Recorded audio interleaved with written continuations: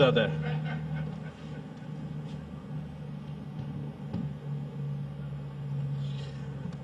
بہت بہت شکریہ اسد عمر صاحب. یہ جو چیلنجز آتے ہیں کہ شاعر نے کہا کہ تندی باد مخالف سے نہ گھبرائے عقاب، یہ تو چلتی ہے تجھے اونچا اڑانے کے لیے. اب یہ جو نئے پاکستان کی بنیاد عمران خان صاحب رکھ رہے ہیں، اس کے بارے میں ایک چھوٹا سا میں آپ کو سناؤں گا.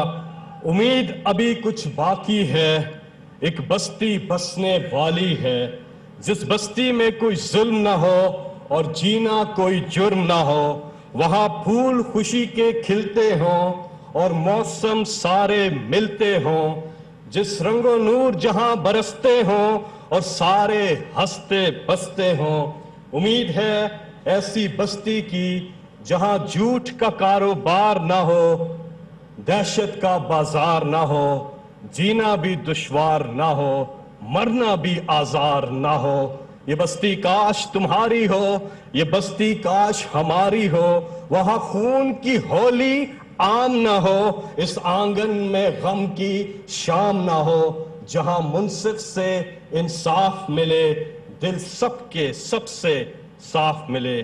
ایک آس ہے ایسی بستی کی جہاں بھوک سے روٹی سستی ہو. امید ہے ابھی کچھ باقی ہے، ایک بستی بسنے والی ہے. اور اس بستی کے روح رواں وزیر اعظم اسلامی جمہوریہ پاکستان عمران خان.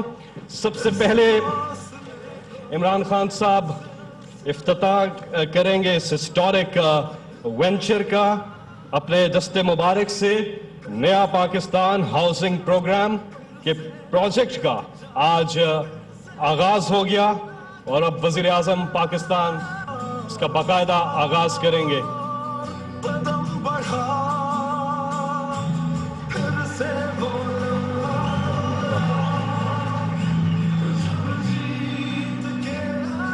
اور اب آپ سب کے پرزور استقبال میں پاکستان کی آن، پاکستان کی جان، وزیر اعظم پاکستان عمران خان.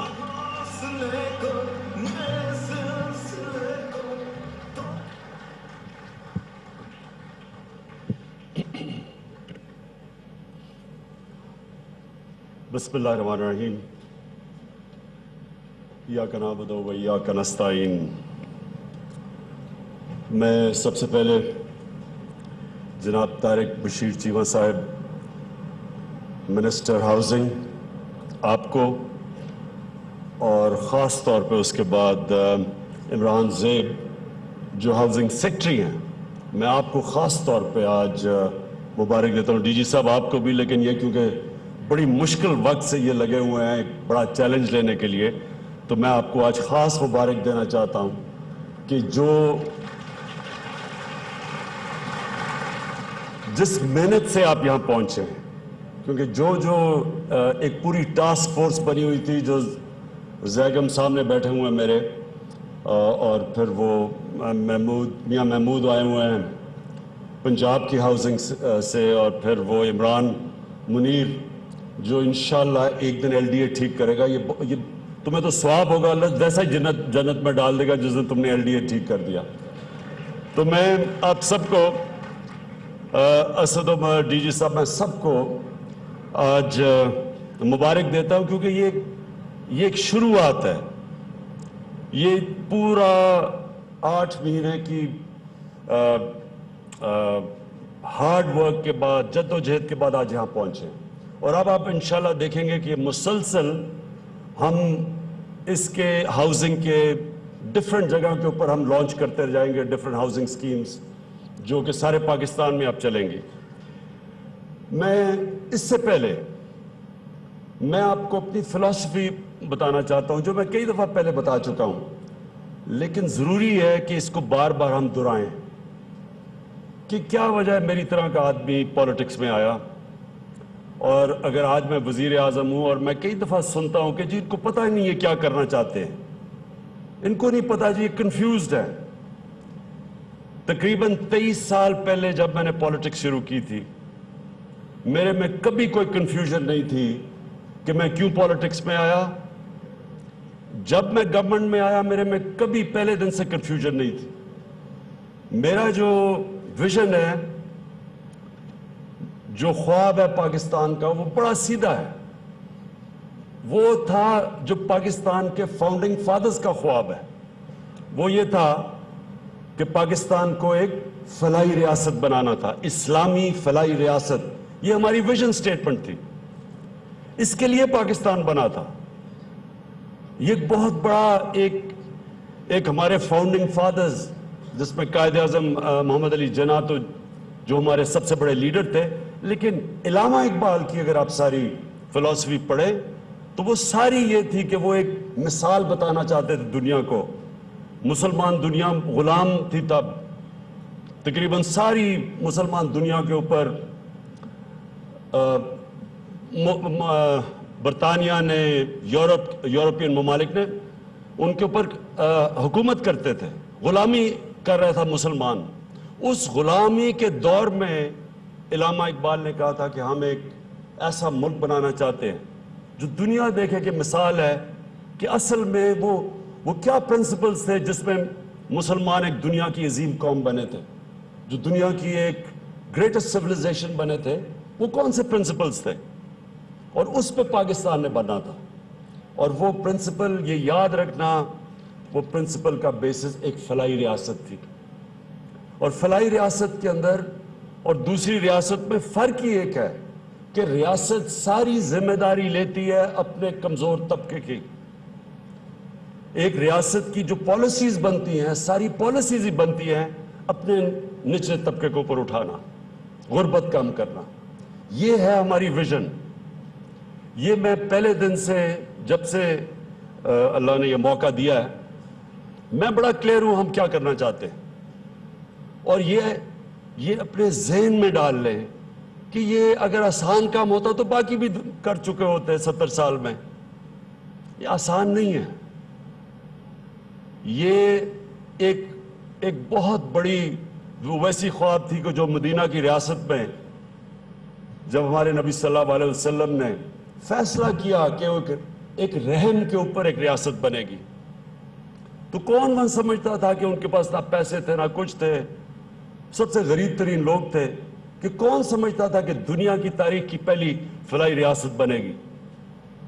تو یہ پھر سے میں اپنے لوگوں کو کہتا ہوں، میرے اور نوجوانوں کو خاص طور پہ، کہ ہم نمازیں پڑھتے ہیں، ہمیں یہ نہیں پتا کہ نماز میں ہم مانگتے کیا ہیں. ہمیں کتنے لوگوں کو میں نماز پڑھتے دیکھا ہے لیکن ان کو یہی نہیں پتا کہ نماز میں آپ مانگتے ہی ایک چیز ہے کہ اللہ ہمیں سیدھے راستے پہ لگا، ان کے راستے پہ جن کو تو نے نعمتیں بخشی. تو وہ کس کو اللہ نے سب سے زیادہ جو ان کے حبیب تھے نعمتیں بخشی؟ وہ ہمارے نبی صلی اللہ علیہ وسلم تھے. تو اصل میں نماز میں ہم ان کا راستہ مانگتے ہیں. یہ بڑا امپورٹنٹ ہے سمجھنا. ہم ایک راستہ مانگتے ہیں. ہم یہ نہیں نماز میں پڑھتے کہ اللہ ان کی منزل پہ پہنچا دے. کون ان کی منزل پہ پہنچ سکتا ہے؟ لیکن ہم ان کے راستے پہ چلنا چاہتے ہیں. اور وہ راستہ ہے جو آپ کے زندگی کا مقصد ہے. اور ان کا راستہ یہ تھا کہ وہ انسانیت کے لیے آئے تھے. اور انہوں نے جو انسانیت کے لیے کیا وہ کسی نے نہیں کیا. جو فلاحی ریاست بنائی، جو غریبوں کی، معذوروں کی، بیواؤں کی، یتیموں کے لیے، ان کی تو ریاست ہی ان کے لیے تھی. اور یہ یاد رکھیں کہ وہ ماڈل تھا جس نے مسلمانوں کو 700 سال تک دنیا کا سب سے عظیم سویلائزیشن بنایا. تو ہم وہ ماڈل پہ ہم نے چلنا ہے، ہم نے اس راستے پہ چلنا ہے. یہ فکر نہ کرے کہ ہمارے پاس اس وقت پیسے نہیں ہیں، ملک بینکرپٹ ہے. 10 سال میں جو لوٹ مار ہوئی ہے اس ملک میں، سب سے زیادہ تاریخی قرضہ ہمارے اوپر چڑھا ہوا ہے. ایک دن کا 6.5 ارب روپیہ ہم صرف ان کے لیے ہوئے قرضوں پہ سود دے رہے ہیں. یعنی ملک بینکرپٹ انہوں نے چھوڑ کے گئے ہیں. لیکن میں آج آپ کے سامنے کہہ رہا ہوں، ہم اس راستے پہ لگیں گے، اللہ کی برکت آتی ہے. میں جب کینسر ہاسپٹل شروع کیا تو ساروں نے میرا مذاق اڑایا، اس لیے کہ کینسر جو ہاسپٹل ہے وہ سب سے مہنگا بنتا ہے، اور بننے کے بعد چلتا سب سے مہنگا، اس کو جو چلانے کے لیے ایکسپینسز ہیں وہ سب سے مہنگے. تو ساروں نے مذاق اڑایا. ڈاکٹرز نے میرا مذاق اڑایا کہ اسے پتہ ہی نہیں ہے کیا کرنے جا رہا ہے. میں جو بھی کر رہا تھا میں اس راستے پہ چل رہا تھا. کامیابی تو اللہ نے دینی ہوتی ہے. یہ بڑی لوگوں کو غلط فہمی ہے کہ میں کوئی کامیابی لیتا ہوں. یہ لوگوں کو یہ بلکہ لوگوں کو غلط فہمی نہیں, یہ تکبر ہے انسان میں کہ وہ سمجھتا ہے کہ میں کامیاب ہوتا ہوں. میں کامیاب نہیں ہوتا, میں صرف اس راستے پہ چلتا ہوں, میں کوشش کرتا ہوں. کامیابی تو اللہ دیتا ہے. جو بھی انسان یہ سمجھتا ہے نا کہ کامیابی میں یا میں نے کچھ کیا, جب بھی میں کہتا ہے, یہی تو وہ چیز ہے تکبر جس کو اللہ نے شیطان کو جب نکالا تھا جنت سے تو اسی تکبر پہ تو نکالا تھا. تو ہماری کوشش ہے ہم اس راستے پہ چلیں. یہ وہ راستہ ہے جس پہ اللہ نے ہمیں زندگی دنیا میں بھیجا تھا. تو ہمیں وہ ہمارے سے احساس چاہتا ہے کہ کبھی سوچا ہم نے کہ انگلش میڈیم پیسے والوں کے لیے, اردو میڈیم, پھر دینی مدرسے, 3 سسٹم چل رہے ہیں پاکستان میں. صرف چھوٹے سے طبقے کے لیے سول سروس ایگزام بھی ان کے لیے, بڑے عہدے بھی ان کے لیے. عام آدمی کسی نے سوچا کہ ان کو ہم نہ موقع دیتے ہیں اوپر آنے کا. ایجوکیشن سسٹم ہماری قوم میں لوگوں کو نیچے رکھتا ہے. بیسٹ ٹیلنٹ ہمارا اوپر نہیں آ سکتا. ہمارے ہاسپٹلز چلے جائیں, یہ پہلی دفعہ ہم کوشش کر رہے ہیں کہ کے پی میں سرکاری ہسپتالوں کو وہ مینجمنٹ سسٹم لے کے آئے جس میں بڑی رکاوٹیں آئیں ہر جگہ. اچھا, چینج جو ہوتا ہے نا, چینج کے سامنے سب سے بڑی رکاوٹ ہوتی ہے وہ چھوٹا سا طاقتور مفاد پرست ٹولہ جو ایک سسٹم سے فائدہ اٹھا رہا ہوتا ہے. وہ چینج نہیں آنے دیتا کیونکہ وہ فائدہ اٹھا رہا ہے اس سے. وہ ہر قسم کی رکاوٹیں پیش کرتا ہے. تو ریفارمز جب آپ اصلاحات کرتے ہیں, ریفارمز کرتے ہیں, تو راستے میں ایک چیز آ جاتی ہے رکاوٹ, وہ لوگ جو ایک پرانے سسٹم سے فائدہ اٹھا رہے ہیں. تو آج کیا, پہلے دن سے جب سے ہماری گورنمنٹ بنی ہے, وہ کون لوگ ہیں جنہوں نے پہلے دن سے شور مچا دیا کہ جی گورنمنٹ فیل ہو گئی؟ ابھی تو گورنمنٹ پہلا دن پارلیمنٹ میں تھا, انہوں نے کہا جی فیل ہو گئی. یہ وہ لوگ ہیں جو ایک پرانے نظام سے فائدہ اٹھا کے اربوں پتی بن چکے ہیں. ان کے بچے اربوں پتی بن چکے ہیں. پیسہ ان کا باہر چلا گیا ہے. جب پیسہ باہر جاتا ہے ڈالرز لے کے, تو روپے کو یہ نقصان پہنچاتے ہیں, روپیہ کمزور ہو جاتا ہے. اور جب یہ روپیہ گرتا ہے تو یہ مہنگائی آتی ہے, کیونکہ چیزیں جو امپورٹ ہوتی ہیں سب کچھ مہنگی ہو جاتی ہیں. لیکن ان کا پیسہ جن کا باہر پڑا ہوتا ہے, ان کے پیسے دولت میں اور اضافہ ہو جاتا ہے. ان کا انٹرسٹ اور پاکستان کا انٹرسٹ ساتھ ساتھ نہیں ہے. یہ جو ہر روز ٹی وی پہ دیکھیں وہی شکلیں بیٹھ کے, 10 سال میں آپ نے ملک کا قرضہ 6 ٹریلین سے 30 ٹریلین پہ پہنچا دیا ہے, اور آج تنقید 7-8 مہینے کی پارٹی کے اوپر کر رہے ہیں کہ جی فیل ہو گئی. فیل تو اس سے بڑا فیلئر کیا ہوگا جب پہلی 2008 میں وہ پیپلز پارٹی آتی ہے, 6,000 ٹریلین سے 6,000 ارب سے 15,000 ارب پہ قرضہ لے جاتے ہیں, اور وہ دوسری پارٹی آتی ہے وہ 15,000 سے 30,000 پہ لے جاتی ہے قرضہ. تو اس سے بڑا فیلئر کیا ہے؟ کس منہ سے وہ ہمیں ابھی سے شور مچائے ہوئے پہلے دن سے؟ یہ ہے سٹیٹس کو. جنگ ہوتی ہے جب آپ چینج کسی بھی معاشرے میں لے کے آتے ہیں, سٹیٹس کو جب کو شکست دے کے آپ لے کے آتے ہیں, اور وہ بیٹھا ہوا سٹیٹس کو ہر جگہ رکاوٹ بنا ہوا ہے چینج کے راستے میں, ہر فیلڈ میں بیٹھا ہوا ہے. ایف بی آر میں دیکھیں وہاں لوگ بیٹھے ہوں گے جو نہیں چاہتے ہوں گے چینج. کوئی ادارہ آج آپ پاکستان کا دیکھیں گے اس میں یہ بیٹھے ہوں گے لوگ جو کہ فائدہ اٹھا رہے ہیں, ایک کرپٹ سسٹم کے فائدہ اٹھا رہے ہیں. اور یہ جو جنگ ہے یہ اب سب مطمئن ہو جائیں کہ یہ نہیں, کوئی نہیں جیت سکتا ہمارے سے. یہ بلکہ جنگ جیت چھوڑے, یہ انشاءاللہ یہ جنگ جیت تو خیر ہم گئے ہیں, لیکن آپ یہ دیکھیں گے کہ یہ جو لوگ ہیں یہ پرانے وقت پیچھے رہ گئے ہیں, زمانہ ان کو پیچھے چھوڑ گیا. اور جو ہماری کوششیں, ساری کوشش یہ ہے کہ ہم نے اپنے نچلے طبقے کو اوپر اٹھانا ہے. یہ جو ہاؤسنگ ہے, یہ ہاؤسنگ کا میرا پہلا تعلیم تھا, صحت تھا, انصاف تھا, روزگار وہ زیادہ میرا تھا. لیکن ہاؤسنگ کا ایک اس طرح بھی مجھے احساس ہوا کہ ایک گورنمنٹ ایک سرکاری محکمے میں ایک کوئی اس کا نام میں بھول گیا ہوں، کوئی اقبال تھا جو کام کرتا تھا 2 سال پہلے. اس نے اپنے بیٹے کو امپلوائے کرنے کی کوشش کی کہ کیا اس کا بیٹا بھی اسی محکمے میں آ سکتا ہے.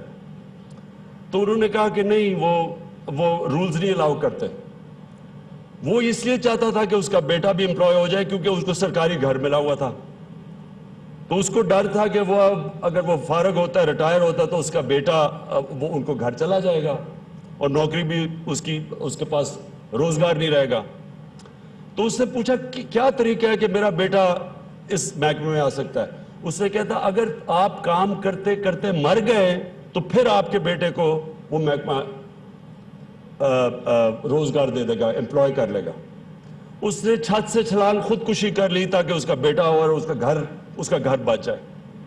اب تب میں نے سوچا کہ یہ کتنا لوگوں کے لیے، تنخواہ دار لوگوں کے لیے مشکل چیز ہے کہ ان کے پاس تو کبھی کیش آئے گا ہی نہیں گھر بنانے کے لیے. تو کتنے وہ مشکلوں سے گزرتے ہیں، سوچتے ہوں گے کہ سر پہ چھت نہیں ہے.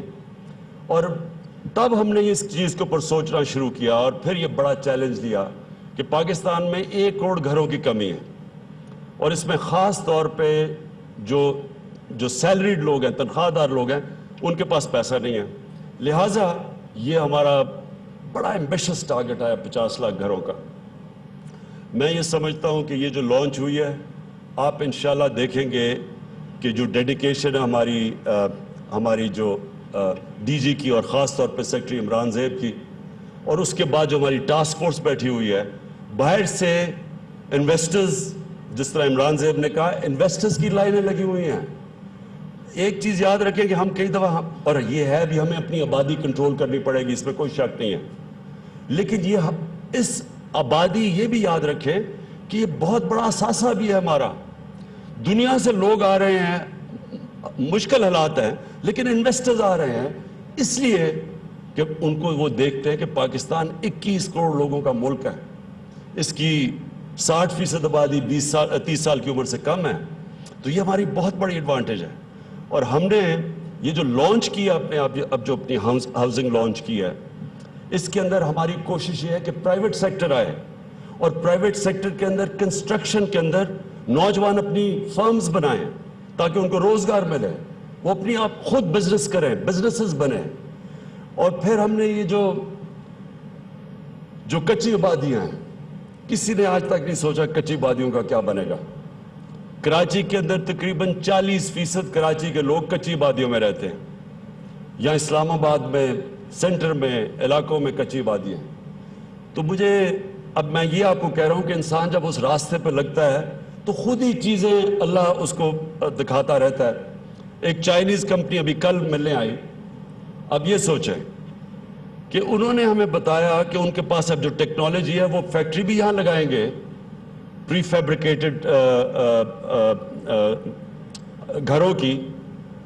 اور اب یہ سنیں، انہوں نے کہا کہ ہم 1 ہفتے میں 1 فلور بنا سکتے ہیں، یعنی 50 ہفتوں میں یہ پوری 50 سٹوری بلڈنگ کھڑی کر سکتے ہیں، اور کم خرچے پہ. تو اگر یہ اب سوچیں کہ ہماری کچی آبادیاں ہیں، اب کچی آبادی کے اندر ہم کیا کریں گے کہ ایک زمین دیں گے، سارے ان لوگوں کے لیے اوپر فلیٹس بنا دیں گے، جس میں یہ ان کو زیادہ دیر ڈسلوج بھی نہیں ہوئیں گے، کیونکہ اتنی جلدی ایک فلور ایک ہفتے میں تو 1 فلور بن جائے گا. تو ان کے لیے بھی آسان ہوگا، جلدی سے وہ شفٹ بھی ہو جائیں گے ادھر، اور ساتھ اس کے کمرشل سینٹر بھی کھڑا ہو جائے گا تاکہ اکنامک ایکٹیویٹی بڑھ جائے. تو یہ ماڈل ہم ساری جگہ لا سکتے ہیں. وہ بیچارے جو لوگ رہتے ہیں کچی آبادیوں میں، نہ ان کے پاس کوئی فیسلٹیز، نہ امینٹیز، وہ ایک دم اس سے فائدہ اٹھا سکتے ہیں، اور یہ کنورٹ ہو جائیں گی ہمارے سارے شہر کے اندر جو کچی آبادی ہے. اور مجھے یہ بھی خوشی ہے کہ ہم یہ جو اسد عمر نے بات کی کہ ہم یہ جو مائکرو کریڈٹ دے رہے ہیں، قرضے دے رہے ہیں سود کے بغیر، 5 ارب روپیہ گورنمنٹ نے ایلوکیٹ کیا کہ ہم نیچے مائکرو کریڈٹ دیں گے لوگوں کو کہ وہ اپنے گھر بنا سکیں، جو بالکل غریب طبقہ ہے اس کے لیے بھی ہم نے پوری پروویژن دی ہے. لیکن جو سرکاری نوکر ہیں ان کے لیے بڑا آسان ہوگا. ابھی 25,000 گھر 25,000 फ्लैट हम पिंडी और इस्लामाबाद में बना रहे हैं, जिसने अभी अनाउंस किया। 1 लाख इंशाल्लाह फ्लैट्स हम बलूचिस्तान में बना रहे हैं, जो मैं जाके अनाउंस करूंगा। 6,000 आज़ाद कश्मीर में, और एक प्राइवेट इन्वेस्टर उसने खुद आके कहा कि मैं ज़मीन दे रहा हूं, और उसके ऊपर इंशाल्लाह 14,000 हम फ्लैट्स बना के दे रहे हैं। मैं आखिर में अपनी कौम से सिर्फ ये कहना चाहता हूँ कि एक चीज़ याद रखें, जब एक स्ट्रगल में होते हैं लोग, स्ट्रगल जो होती है ना, स्ट्रगल कभी भी सीधी लाइन में नहीं होती। स्ट्रगल हमेशा ऊंच नीच होती है। स्ट्रगल में मुश्किल वक्त आते हैं, फिर इंसान लड़ता है, फिर ऊपर चला जाता है। मैं अपनी कौम को सिर्फ एक चीज़ कहना चाहता हूँ, कभी घबराना नहीं है आपने।